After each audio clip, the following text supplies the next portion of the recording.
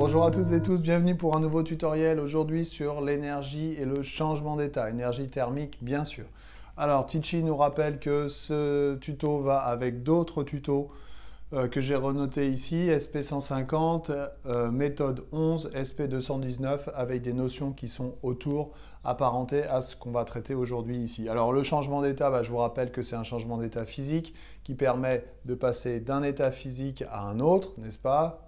Liquide à solide, vapeur à liquide, etc., etc.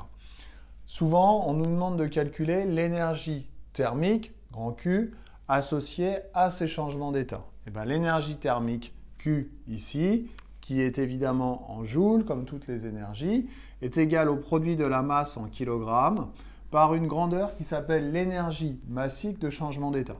Et pour que la formule soit homogène, cette grandeur grand L étant joules par kilogramme.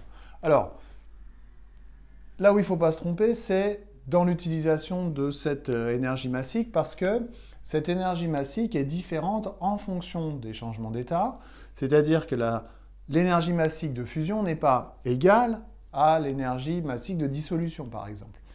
Non seulement elle n'est pas égale en termes de valeur chiffrée, mais elle peut être différente en ce qui concerne le signe. Donc attention à ce qui vous est donné dans l'énoncé.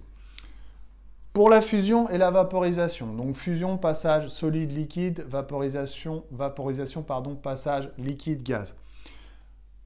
La transformation est endothermique. Si la transformation est endothermique, ça veut dire que le système prélève de l'énergie au milieu extérieur et à ce moment-là, l'énergie est positive ainsi que forcément l'énergie massique.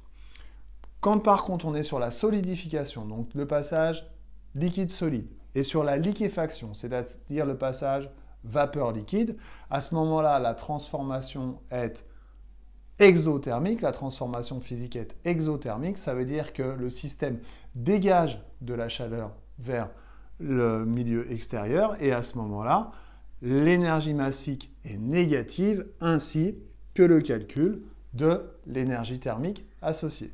Donc attention, point de vigilance, le signe de ces énergies massiques, le signe de ces énergies thermiques est changé, et attention à bien repérer la bonne énergie massique dans l'énoncé. Voilà, j'espère que j'ai été clair, je vous dis à bientôt, Tichy vous salue, bonne soirée, à bientôt, bye.